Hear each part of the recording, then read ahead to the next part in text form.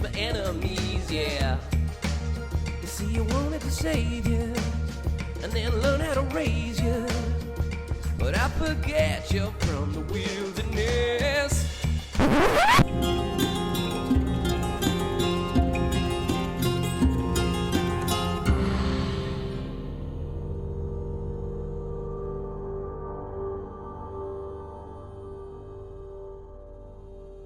Welcome to Strange Familiars. Happy Halloween, everybody.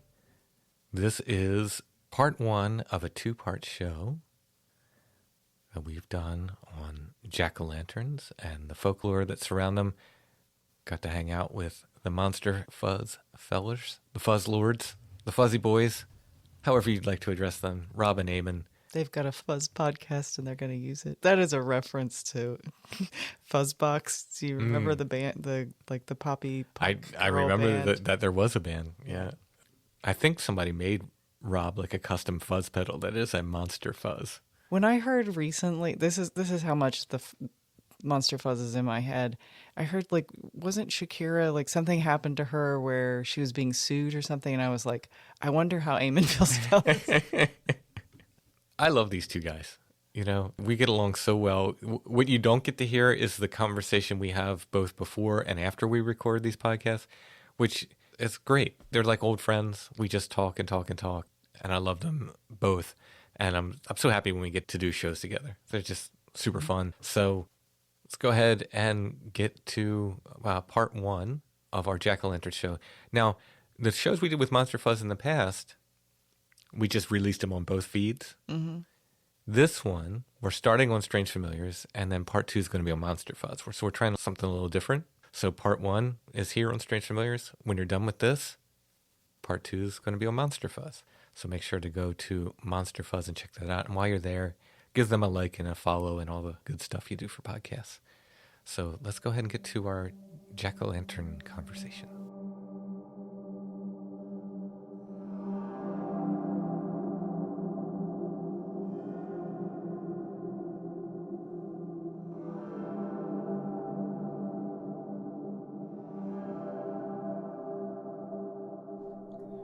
Welcome, Monster Fuzz. Rob and Eamon, how are you guys doing today?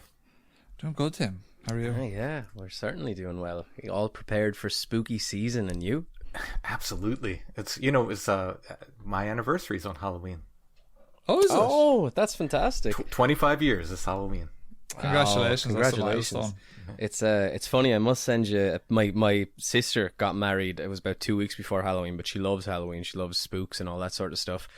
Her wedding photo is like a horror movie DVD case. It's like her and her husband shrouded in shadow with pumpkins and dimly lit candles around them. I'll send it to you later. It's really good. Yeah, that's awesome. We didn't originally set out to get married on Halloween, but we were getting married outside, and we were eloping, and it was going to rain every other day. It was the only day that it wasn't going to rain, so we just was like, oh well, guess we're going to be the couple that gets married on Halloween. It's very apt that. though for the Strange Familiars lore, isn't it really? So yeah, we're back again at Halloween, folks. This is our second Halloween special. Yeah. Yes. What Isn't did we that crazy? do last year? My mind is 350 some episodes of Strange Familiars. My mind is completely shot. What did we do for last year? We did a couple of questions, I believe. We threw in a bit of generic sort of Halloween talk. And then I think we picked a story each. I think you That's might actually right. no. That's you right. picked some Irish stories, right? We had the now, cool article of the thing in Ireland. Yeah, that's right. Mm-hmm. So what have we got today then, Tim? We're gonna be talking jack-o'-lanterns. Oh, Jack-o'-lanterns. This is interesting because, to be quite honest with you, jack-o'-lanterns, I always thought, or at least in the pumpkin form, we'll get to it during this episode, was more of a strictly American thing, actually. We stole it from you. Yeah. Cultural appropriation, Tim. we will say maybe the Irish, invented Halloween or so on, but you got to hand it to the Americans. You guys perfected it. Bombastic. We might have started it, but you lit it up. It is very much like Christmas here now, I've noticed. Like, if people start months ahead of time, and it's a big event here, for sure. Yeah. Hallmark, I've seen yeah. some of those houses, like the way they're decked out for Halloween. It's like a legit, you know, those houses you pay money to walk through on Halloween, but they're legitimately that good. Like Walking Dead, accurate, life-size zombies in the garden and stuff. I went to school with this it's just this girl who's a friend of mine, but her whole family was very artistic, and they used to do their whole yard up with like the corn stalks, and they'd have dry ice going and stuff, and they'd paint up everybody's faces and make it like a real kind of horror thing. And I remember awesome. one year they had me in a burlap sack over my head with, like, you know, torn so you could see kind of half the makeup under it, and, you know, covered in fake blood, and in a coffin. And as the kids would go up to, you know, trick or treat, I'd pop out of the coffin. I scared the heck out of so many kids. Oh, that's awesome. Yeah. Nice. Nothing That's to do with cool. that. Yeah, that was a lot of fun. We've actually a public service announcement, and I'm glad you mentioned that. We're going to do our bit for the environment here, folks, while we're all together. Do you know that, like, webbing that you put outside your house, that stuff that, like... It goes on like hedges and stuff like that. The just fake to make Yeah, spider but- webs. spooky. Yeah, fake spider yeah. webs. Like, apparently that's really fucking bad for the environment because, like, birds will fly into it, break their wings. Owls will fly into it. We all love an owl. Oh, yes. Yeah. But apparently very bad for insects and all that type of stuff as well. They all get caught in it. So be careful out there, folks. Oh, yeah. Maybe there's some kind of... Is there probably some biodegradable webs? Probably, right? They got to Yeah, come I up think with they're something. just. I think they're just webs, unfortunately. I don't even think webs are biodegradable. Son, you ever Really? get some of them in your hair? It's tough going. Silken Tom. Yeah, I get you. Cotton candy. Yeah. We have these Yeah. spiders that I've not yet seen them. They're supposed to be coming. They're invasive from Japan, Oh, and they weave golden webs. nice. Oh, That kind of sounds oh, cool, man, to be yeah. honest with you. That sounds Oh yeah, awesome. I'm so excited for them. And supposedly they're like 10 feet deep. They're like massive webs, like massive golden webs. wow. Yeah, I'm super I say excited.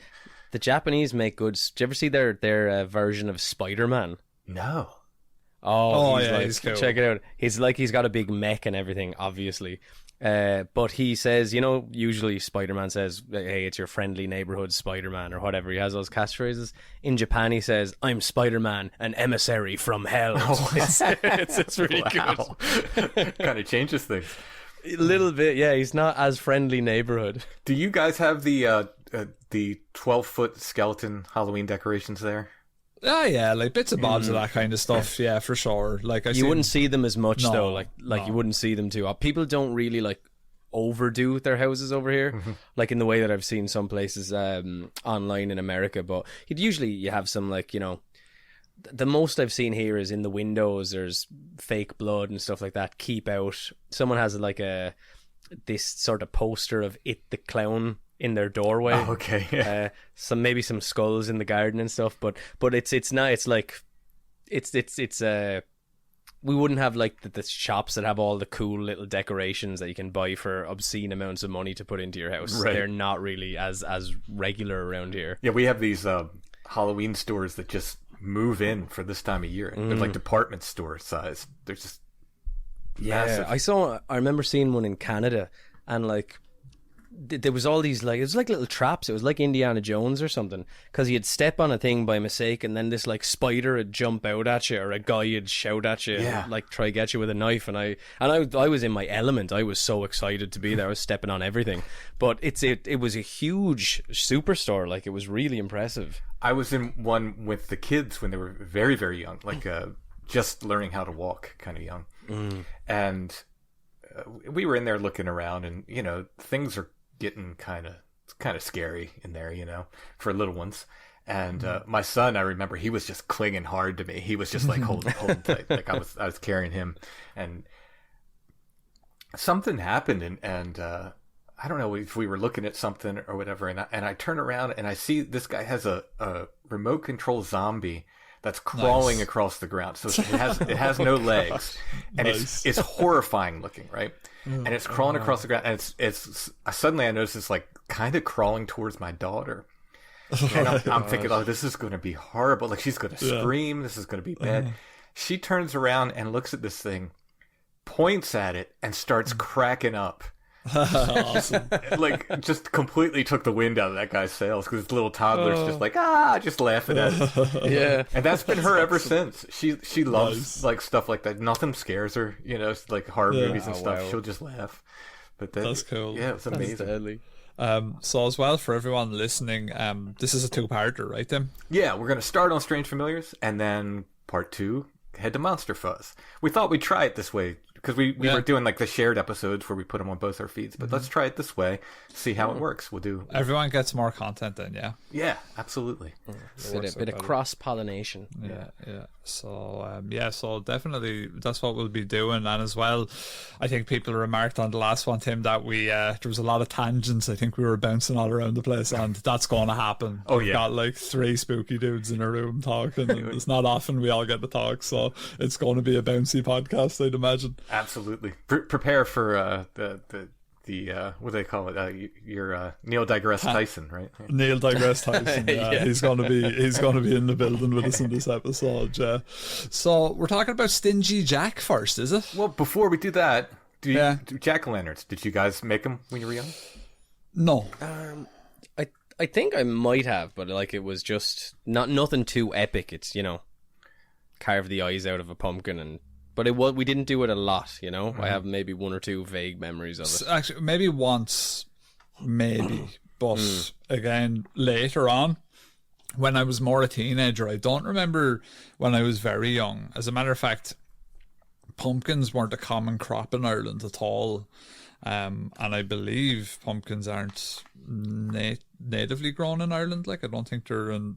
I might be wrong on that now. I might be talking out my arse, but I think they might be an American plant. Yeah. I know I heard some Irish farmers kind of talking about them recently, where they've only just started sort of having crops of pumpkins because pumpkin picking is now a popular kind of thing. It's something to make money out of. Yeah. So They're fairly easy to grow too. That's the yeah.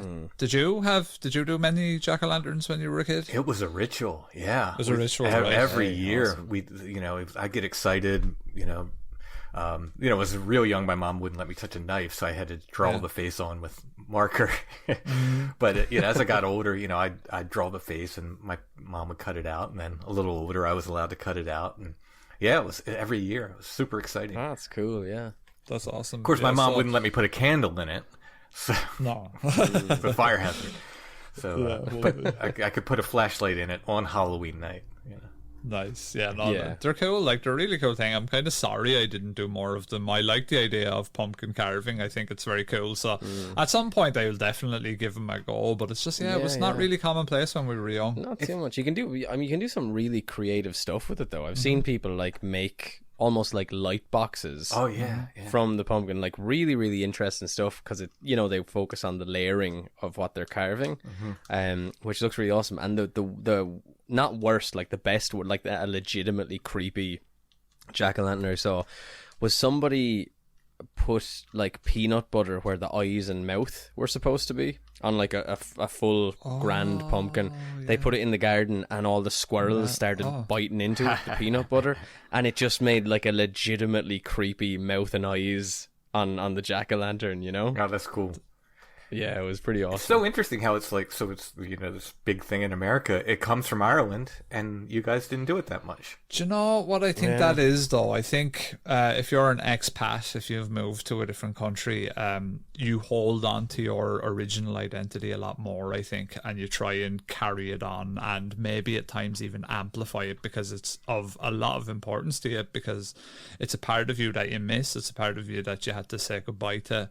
So you really want to hold on to that. And I think a lot of the immigrants and stuff that first went to America probably were trying to hang on to their Irish ancestry as much as they could, so that they would keep all these things alive. I know a couple of my friends in America who have Irish ancestry would actually in some ways have a lot more Irish tendencies than I would.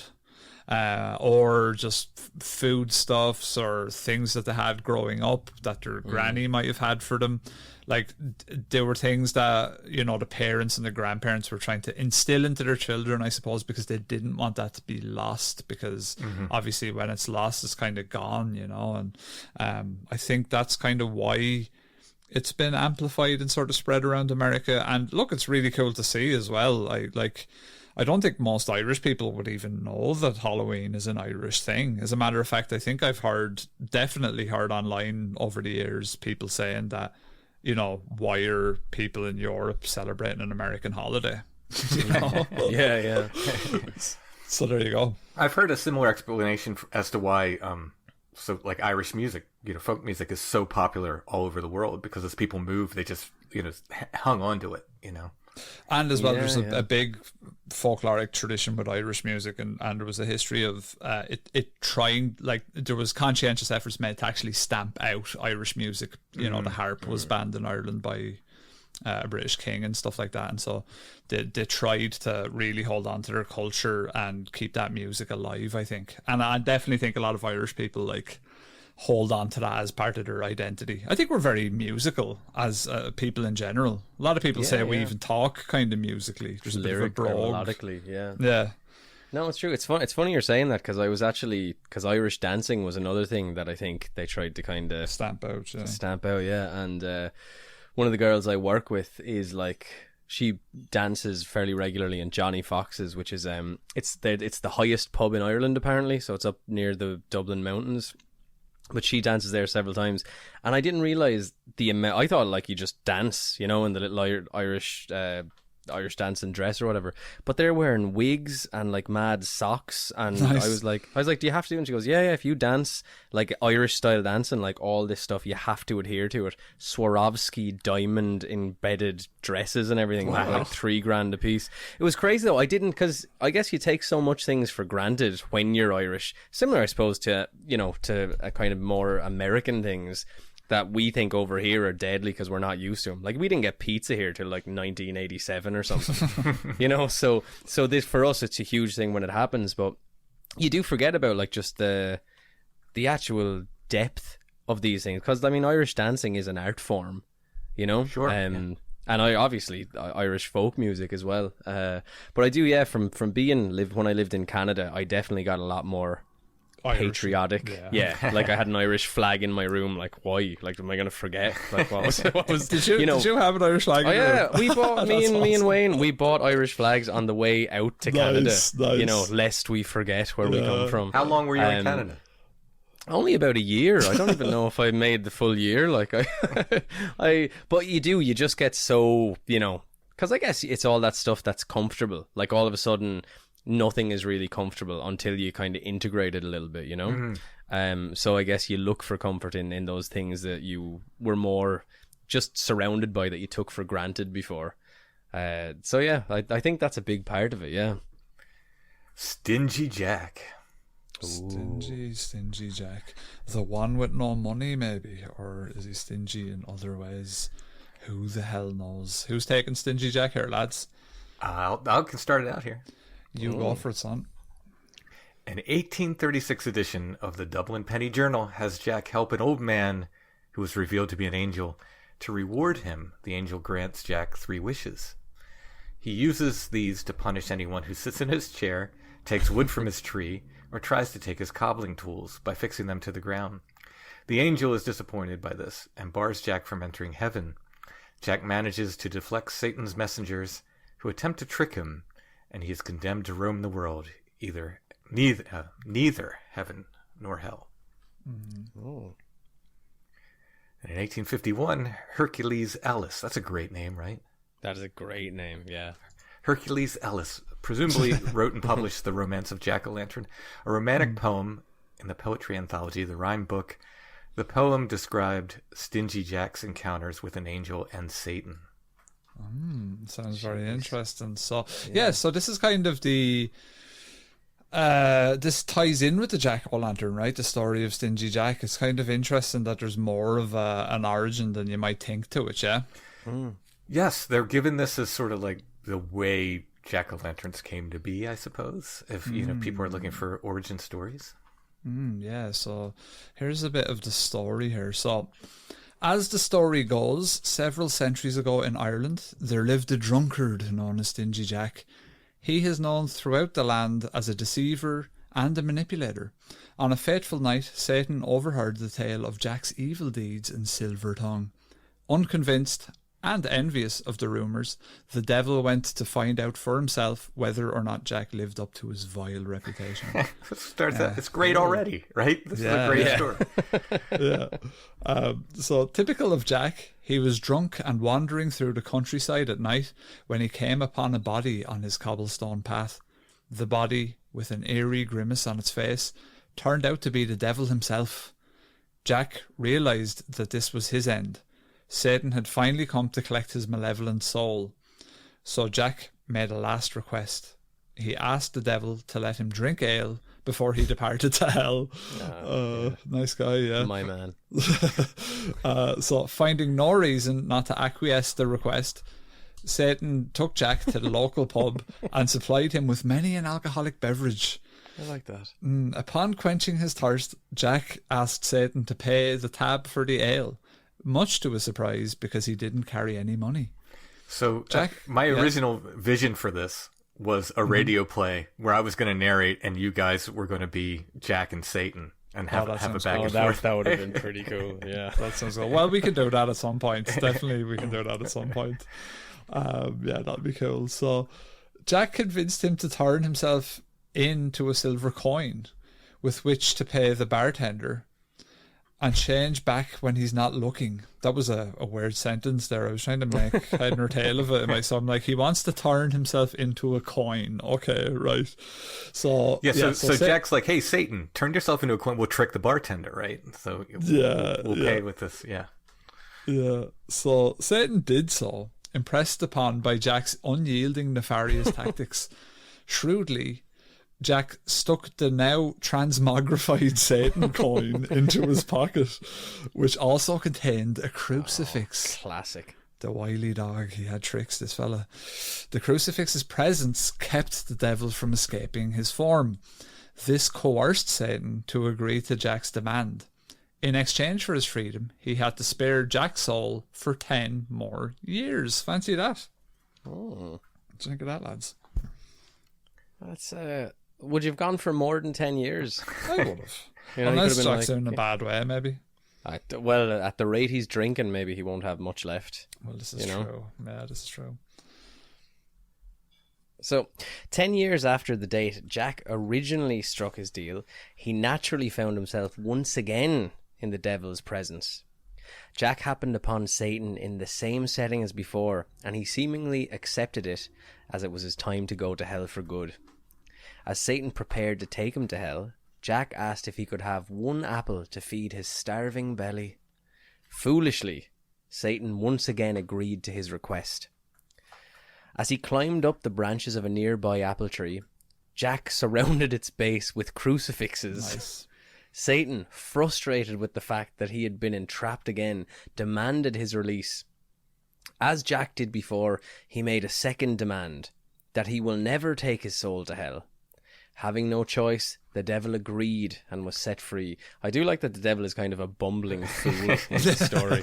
You know, the light bringer, the fallen angel is like, oh yeah, no, he got me again.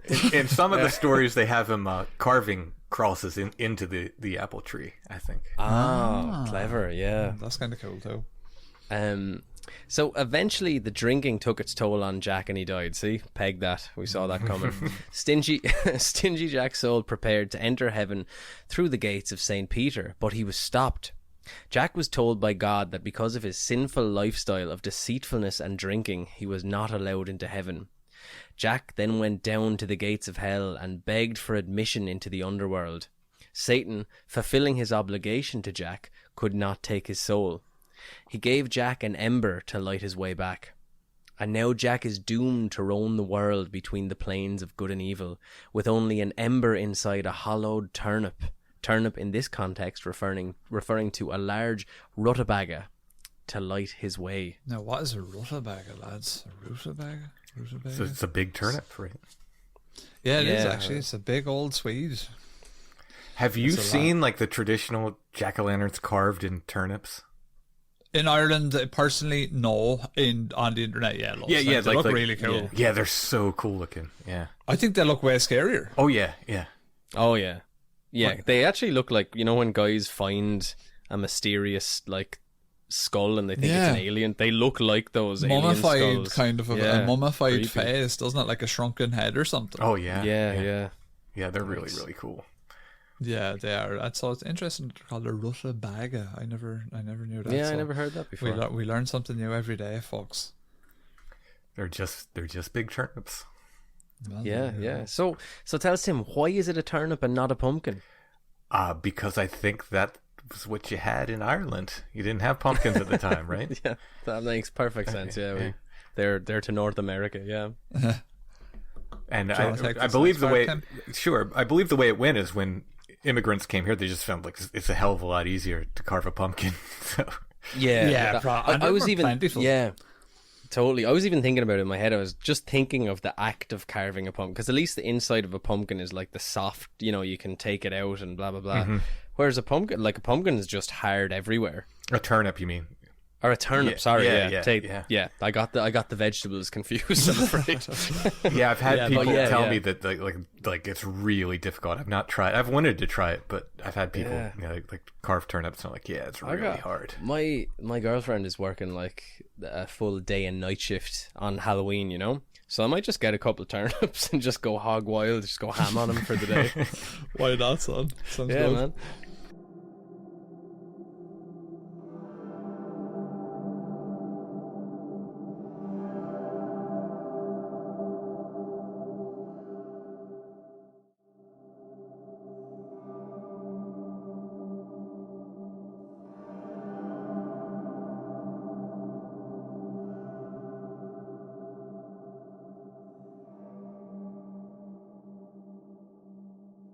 The carving of vegetables has been a common practice in many parts of the world. It is believed that the custom of making jack-o'-lanterns at Halloween began in Ireland. In the 19th century, turnips, or mangel wurzels, hollowed out to act as lanterns and often carved with grotesque faces, were used on Halloween in parts of Ireland and in the Scottish Highlands. In these Gaelic-speaking regions, Halloween was also the festival of Samhain. I pronounced You it got right. it. Well done, son. Yeah, that was I was really- waiting that for was done Sam very Hain well. to say hello. Mate. And was seen as a time when supernatural beings... Ooh, is that an Irish word? Yeah. The AOC, I think is The how you say ASC. that. The AS, yeah. Yeah, it's ASC, ASC. It's she. ASC, yeah. The SI fada is like a kind of a ghoulish thing, isn't it? I think. Yeah. It's Yeah. like the Lananshi and all that are all. Yes. Yeah. The Elshi and the souls of the dead walk the earth. Jack-o'-lanterns were also made at Halloween time in Somerset, England during the 19th century. By those who made them, the lanterns were said to represent either spirits or supernatural beings, or were used to ward off spirits. For example, sometimes they were used by Halloween participants to frighten people. Sometimes they were set on windowsills to keep harmful spirits out of one's home. It has also been suggested that the jack-o'-lanterns originally represented Christian souls in purgatory, as Halloween is the eve of All Saints' Day, November 1st, and then All Saints' Day comes the 2nd of November. I like that idea. That kind of sounds interesting. Yeah. So I think the general thought here was that you were scaring the spirits away with jack-o'-lanterns. Yeah. That, Which I guess eventually transitioned into the wearing of costumes, right? Yeah, I mean, it's certainly, yeah. It's kind of the Batman thing, right? Like, I will dress as what they're afraid of, you know? Cowardly and superstitious lot. Yeah, exactly. Yeah. So, No, it's a cool logic, yeah. oh, yeah. Yeah, it's neat. I just loved it as a kid. This time of year, I came alive. Well, I still do. Yeah. I still do. Yeah. I think it's got that thing about it where you're kind of like, you're comfortably anxious. There's like this, it's very few times where you actually feel comfort through fear. You know, like they said, I read an interesting article, when couples start to date initially and they're going to the movies together, they'll more often than not go to like spooky movies, because there's a sort of psychological sense of surviving something traumatic together, and it actually helps bond in the Interesting. dating period. Yeah, and I felt the same about kind of Halloween. Well, not in a romantic way, but in that it's got this very, very comfortable. It's almost like Christmas, but everything's dead and coming back from the grave. You know? It I is. think it's a celebration as well, though. Traditionally, you were coming in off the land. You had all your food, you had all the harvest. you yeah, had the true. big harvest, and you were going into winter. So if you had a good harvest, you were going to have a celebration at this time. So there could be something kind of hardwired into us that we know that this is a time of potential celebration if things are going well. And I mean, relatively speaking, things are going well for us when you compare it to like Irish people in the 17th or 18th century, or pretty much anyone in the Yeah. unless you were, Yeah, unless anyone you were that's wealthy. true. Yeah. Unless you're a king or something. And even they weren't having as much fun as people on the bottom now. Right. You know what I mean? Yeah. Like, you They didn't have there's food is- PlayStations. Nah, not even PlayStation 1, son. Speaking of which, actually, cool moment in a video game for any of our gamer listeners that might be listening. In Assassin's Creed Valhalla is probably one of the only highlights of the game. There's a really cool scene. Valhalla set during Viking times and stuff like that, but you play in England. But there's a really cool scene where they're actually celebrating Halloween, and they have all the kind of carved turnips and stuff around this little village, and maybe pumpkins. I can't really remember, but it looks really cool. They did a really good digital representation of like a Halloween at that time. I thought it was a real good job. Yeah, it's really cool. You could probably check it up on YouTube, but first time I've seen something really well represented of that time, because like England and Ireland don't usually get much of a shout in video games, so it was a nice little recreation of it. Why don't we save the second pumpkin origin story for the second half? Okay, right. And move, Let's do that. That's all. move right on to do you want to move on to the other articles, or do you want to move on to Cabbage Stump Night? We can go on to Cabbage Stump Night, and then we'll go on to the articles then, yeah? Okay. So yeah, Cabbage Stump Night is something that I wasn't aware of until I think, like, I was probably saying to my granddad a couple of years ago, like, oh, we're dressing up for Halloween, or we're doing this or that, and my granddad sort of dismissed me in a sort of way, like, in a kind of Abe Simpson way of like, back in my day we had Cabbage Stump Night, and I was The style at the time. and I was like, what? And so I was kind of going like, what is Cabbage Stump Night? And like I said to him, and he was just kind of, yeah, we just threw cabbage stumps at doors. And I was like, well, that sounds like good fun. But, I always kind of thought it was funny. I might have mentioned it. I don't know. We've done that many episodes now, and even we've collabed quite a few times now. Maybe I mentioned it on the Strange Familiars collab. Maybe I mentioned it on one of our Halloween episodes before. But yeah, this was something that he mentioned to me, and I kind of thought that was interesting. And it was only when you brought the idea of doing a sort of a jack-o'-lantern episode that I thought, let's take a look at the Cabbage Stump Night and see if there's actually anything to it. And as luck would have it, looking through the internet, I found an account from someone who, this account is from 1937 in Wexford. This is by a lady named Peggy Saunders, who would have lived right around the corner from my granddad. So my granddad, my granddad was born and raised in the Fife. This is from Barnes Lane, which is just around the corner from the Fife. And I'd say my granddad actually knows Peggy Saunders. This article seems to be maybe written when she was in school. Seems like maybe a school report type of thing. So yeah, here's an account of Cabbage Stump Night that I just kind of thought was a nice little account of what people used to do on Halloween at one point in time. So she says, a crowd of boys and girls gather together on the 31st of October and have great fun. They go around from street to street armed with cabbage stumps. They get these stumps in the yard because cabbage was used for the colcannon that day. Ah, of course. Which colcannon, for listeners that don't know, is a traditional Irish dish, usually shredded cabbage and mashed potatoes. Oh, that sounds amazing. I love cabbage. It's pretty good. I love cabbage. I'll send you a good recipe for it. I made my granny and granddad some a while ago, traditional style, and it was actually very tasty. Nice. It's weird because it's a main meal, but it kind of is like something that you would have on the side nowadays, because you're basically eating just a plate of potatoes and cabbage. Modern times they'll add ham, but back in the day everyone was poor. They didn't have ham to be thrown in and things like that, so it was very much spuds and a bit of cabbage.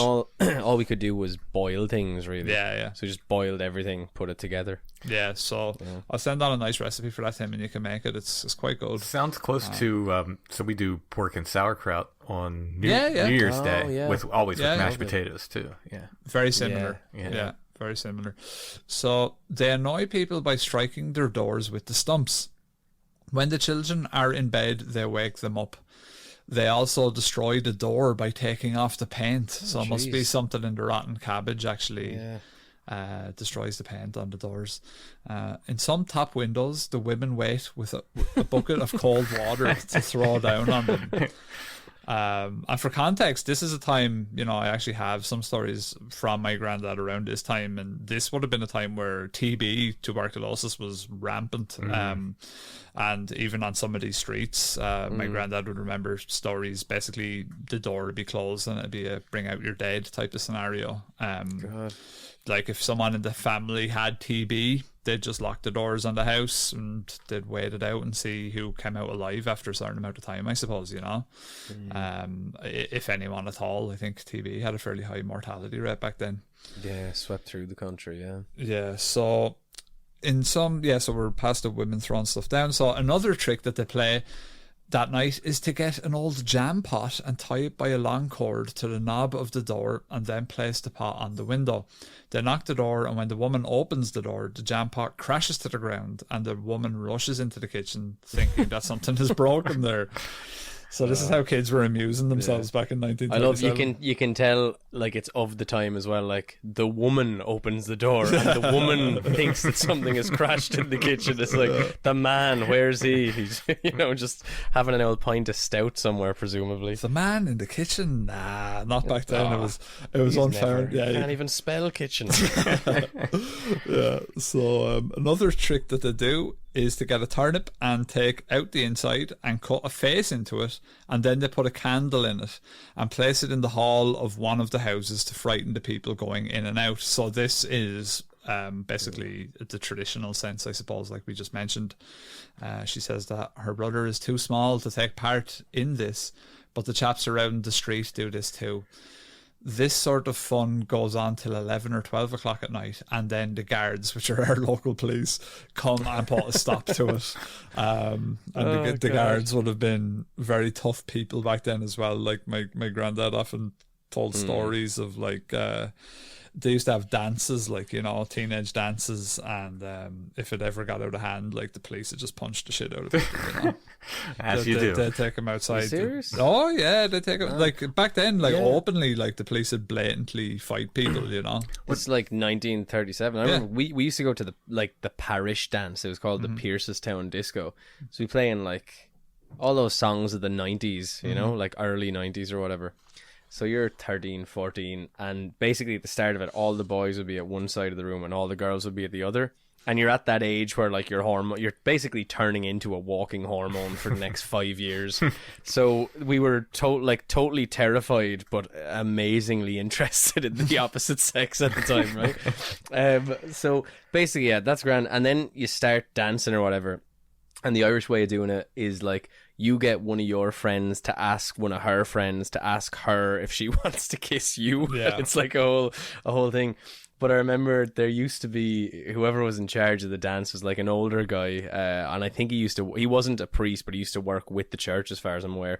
And he used to go around with a ruler, and if you ever got too close to a girl, he'd just like put the ruler between you and create space. And this is 1937, but these dances are in like 1997, so so it's keeping it alive and well even then. Yeah. Oh yeah, because we didn't really get. I mean, we didn't. We there was always a separation between church and state, but there wasn't really. And I think we kind of really got out just from the end of it, kind of coming into the late 90s, I think, is when Ireland sort of not so much severed its ties with Catholicism. It's still our national religion, if you like, but it had much less kind of dominion in just regular Irish society and life. Yeah, we had like films banned and stuff even in the 90s. Like Clockwork Orange was only made like available to watch in like the 90s in Ireland. Yeah. Remember Slipknot were supposed to play here in 2001 and the Parents' Council of Ireland were just like, nope. Wow. So, they stopped Slipknot playing here. Yeah. Wow. No, we were very conservative. Like Ireland was very conservative up until relatively recently, I would say. But yeah, so the guards were putting a stop to any of this Cabbage Stump Night shenanigans anyway. So do we want to take Alison's poem? or do we want to go to somebody else? No, it's related. So the Cabbage Stump Night, so that's kind of a weird thing, right? Mm-hmm. So I thought, like, well, there's no way we're going to have the equivalent here. Yeah. Mm-hmm. Allison finds this poem. This is amazing.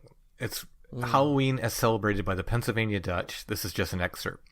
It's called From Olden Times, or Pennsylvania Rural Life Some 50 Years Ago by Henry Lee Fisher.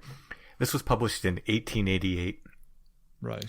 In this unstoried land of ours, not such was merry Halloween. No random pulling of the kale, no roasting nuts, no foaming ale, no dance upon the homestead green, no sowing of the hemp or flax, no pulling straws from oaten sacks. This is very Pennsylvania Dutch, by the way, just take the fun out of everything. With far less reverence for the saints, or faith in charms or magic spell, to superstition less inclined, in magic arts all unrefined, our old-time Halloween but smelled of cabbages, which were by the scores we hurled, which by the scores we hurled against our neighbors' doors. That's awesome. So a Cabbage Stump Night was everywhere. At least in Pennsylvania too. So Yeah. it's My uncle told me a story. He's Italian Canadian, and so we were talking one day, because like it became pretty common throwing toilet paper and stuff like that. And I guess this is the genesis of that. Oh yeah, in a way, sure. Yeah, yeah. But my uncle told me, he was like, and he'd always kind of wood up you or whatever when he said something. So one of the guys was like, oh yeah, I remember throwing apples or whatever. He's like, that's nothing, man. And he went into this story. He said him and his friends, when they were really young, there was a guy that lived on their street that was super mean. Okay, now he's a kid here, and I'm sure the statute of limitations has passed and all the rest of it, so we're probably fine. He murdered the man. He killed an old man. No, him and his buddies, I don't know if they got dog poo or what, but they put it in a brown paper bag, right? And they lit the bag on fire and then knocked on his door and ran away. So he opens the door and he sees just a flame. So he starts stomping into the flame to put it out. And as you can imagine, there's the dog excrement is going everywhere. And as this is happening, then they launched fireworks into his house while the door was open. That's So, like some Viet Cong type of move. That's like Flashback City. Yeah, it's PTSD. Wow. It was ridiculous. Yeah, so I think, cabbages were a lot more civilized than what my uncle was up to in Canada. One Halloween, my older brother, who was I was more about the monsters and the candy, and he was more about the mischief, let's say. Yeah. And he decides he's going to take me out because at some point in my early childhood, I lived way out in the rural area in Maryland, and there were two kids around my age, and they moved out, I think, by the time I was in like third grade or something. So, I really didn't have anybody my age around. And it's Halloween, and I'm probably a little too old to be like dressing up and going trick-or-treating. So, maybe 12, 13, I don't know. Something like that. My brother's like, hey, I'll take you out. We'll go out for Halloween tonight. I'm like, oh, okay, it sounds exciting, right? So he takes I think a big like zucchini or something, and we're hiding in these pine trees, this like little woods of pine trees. And this car goes by, and he whips it at this car, like, a big heavy zucchini. And I don't know if he hit it or if it just went over the guy's windshield, but the guy like jams on the brakes and gets out of his car. And my brother, like, we're in the pine trees, and the guy's like looking. He could tell which direction it came from. And it's, it's dark, but we're like hunkered down in there. And my brother hands me a knife. And he says, if that guy comes in here, put this in his leg. God. That could have went very south. Oh my lord. Yeah, and I'm like, I'm just a kid. I'm like, what? Have you ever said it to him? Have you been like, brother, do you remember when you tried to get me to murder someone on your behalf?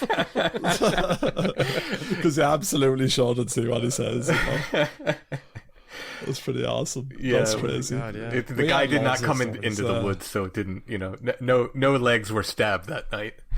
Thankfully, yeah. We had I used to trick or treat in my cousin's kind of housing estate where he lived. It was one of the biggest housing estates, and it was also a social housing estate, so it was a lot of people on low income and things like that. So as you can imagine, at Halloween, the crack was high. Everyone was going around having fun and acting the mess. But there's actually behind it is a pauper's graveyard, and they reckon over like 1,000 people, I think, have been buried there.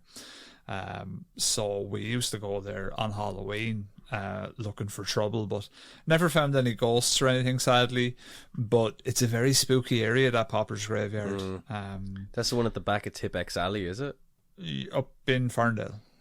Oh no, I'm thinking of the other graveyard. Yeah. Up in Ferndale, it's actually quite a peaceful spot now, but there's just something I feel when I sit there a little bit uncomfortable, and that would have been even before I realized how many people were actually buried there. I thought it was like 10 people when I was a kid, and it was only actually recently that I learned that it's definitely in the hundreds, and it may even be in the thousands.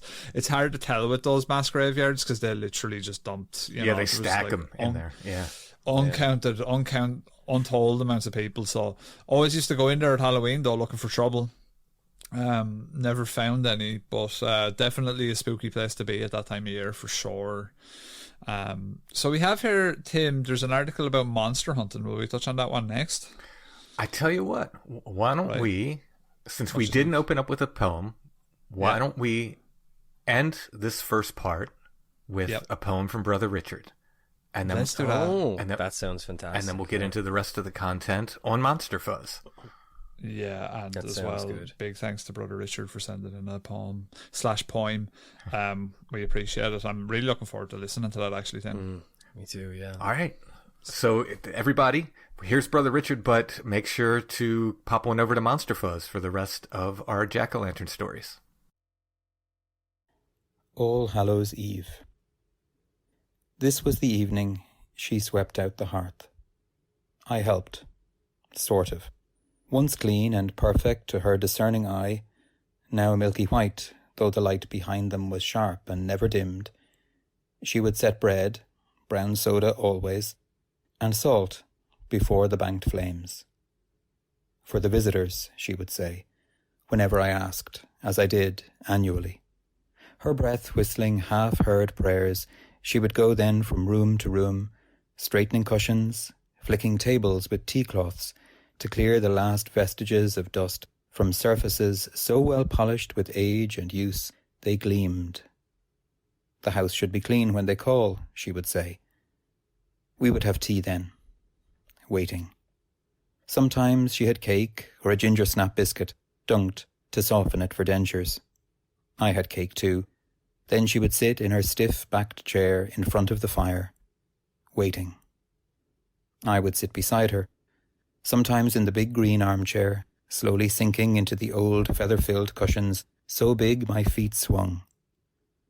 More often, I perched on the stool beside her chair, where I could watch the TV with her. But not this evening. This was always different. No news, no Crossroads or Coronation Street's plaintive trumpet, just sitting together in the quiet, waiting. Tonight there would be just the fire, and the bread, and the salt left out, blessed and prayed over, and freely given for the guests whenever they would come. And then she would talk about them, all of them, her mother and father, her aunts and uncles, and tales of Dublin so long ago, it seemed they should begin with Once Upon a Time. Her grandmother got special mention. They called her a sharp woman, wise, brought in for birth and death, you know. She had the understanding, she would say, and then say no more for a while. Sometimes she would speak in a different voice, reserved only for him, of my grandfather, Martin, her husband, gone an age ago to me, but still so present to her heart. And then her eye, looking across the flames at faces I could not see, would bring to mind all those others too, who had already gone. And she would go quiet. Where had they gone?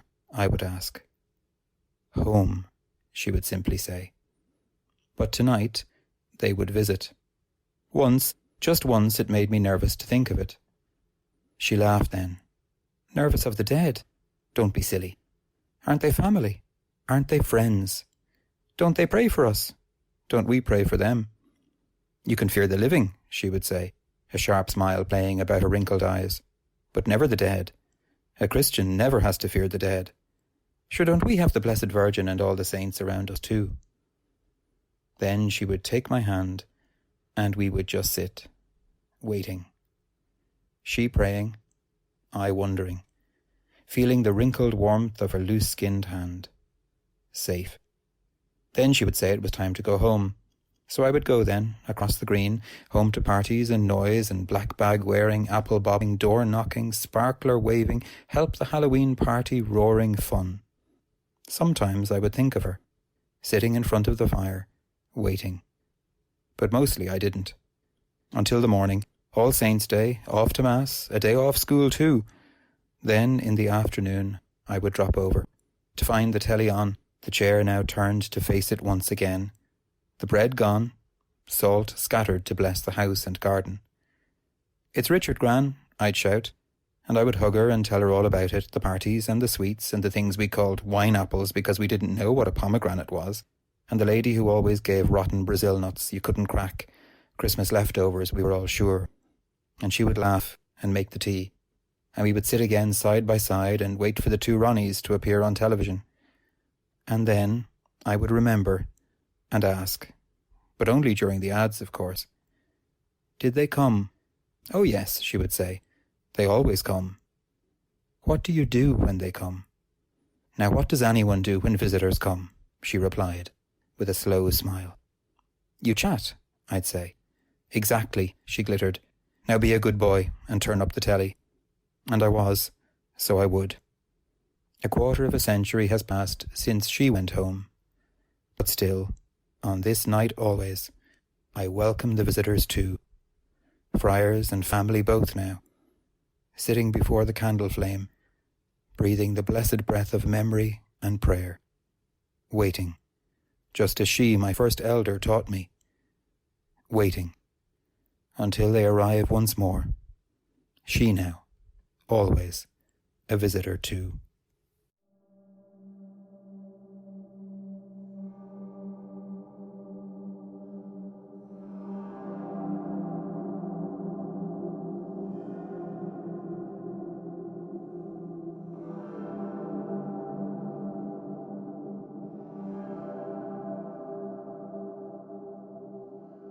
All right. Thanks for listening, everybody. Remember, part 2 is going to be on Monster Fuzz. They're releasing it on Halloween itself. Thanks for listening. If you're here for Monster Fuzz, welcome to Strange Familiars. Hope you stick around, listen to more episodes of ours, and maybe like and subscribe to our podcast as well. We are different than Monster Fuzz, but it's Less talented, but just as peanut butter and chocolate. Two great tastes that taste great together. potatoes and potatoes. German boiled potatoes and Irish boiled potatoes.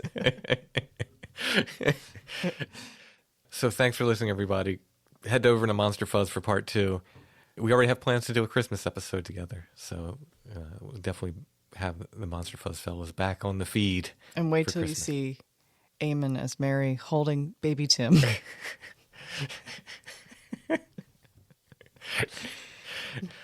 Poor guy. We'll be back soon with more Strange Familiars.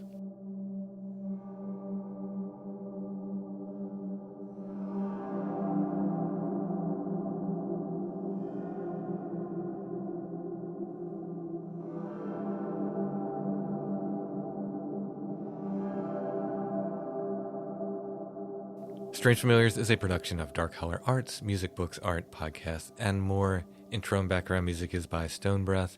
If you want to hear more or purchase music by Stone Breath, you can go to stonebreath.bandcamp.com. Strange Familiars is on Facebook, facebook.com /Strange Familiars. Allison's tapping her finger in the air in time with me speaking. I'm conducting. Conducting. Oh, okay. Yeah. On Facebook, you can join the Strange Familiars Gathering Group as well. And we're on Instagram at Strange Familiars, one word. Give us a follow on the Instagram. And on the web, we are at strangefamiliars.com.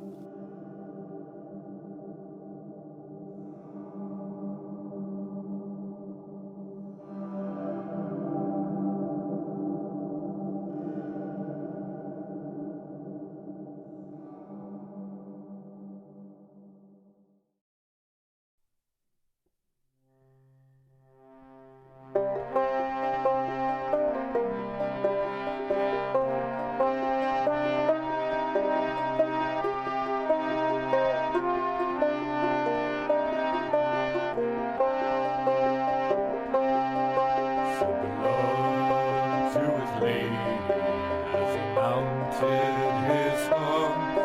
Beware of long Lankin that lives in the moss. Said the Lord to his lady as he went on his way. Beware of long Lankin that lives in the hay. See, the doors are all bolted and the windows are pinned, and leave not a space for a mouse to peep in. The doors were all bolted and the windows were pinned. Through a crack in the window, long Lankin crept in. As the lord of the household cried, long Lankin, he's away off to London, said the false nurse to him. As the lady of the household cried, long Lankin, she's asleep in her chamber, said the false nurse to him. As the heir of the household cried, long Lankin, he sleeps in his cradle, said the false nurse to him. We will pinch him and we'll prick him with the needle and the pin, and that will make the lady for to come down to him. So they pinched him and they pricked him with the needle and the pin. The false nurse held the basin for the blood to drip in. Oh, nurse, how you slumber, oh, nurse, how you sleep. You leave my poor son for to cry and to weep. Oh, nurse, how you slumber, oh, nurse, how you snore. You leave my poor baby for to cry and to roar. I tried him with the milk and I've tried him with the pap. Come down, my pretty lady, and rock him on your lap. I tried him with the rattle and I've tried him with the bell. Come down, my pretty lady, and rock him yourself. How dare I come downstairs in the dead of the night, when there's no candles burning and no fire alight? The lady, she came downstairs, she was thinking no harm. Long Lankin stood ready for to catch her in his arm. Now there's blood in the kitchen, there's blood in the hall, there's blood in the parlor.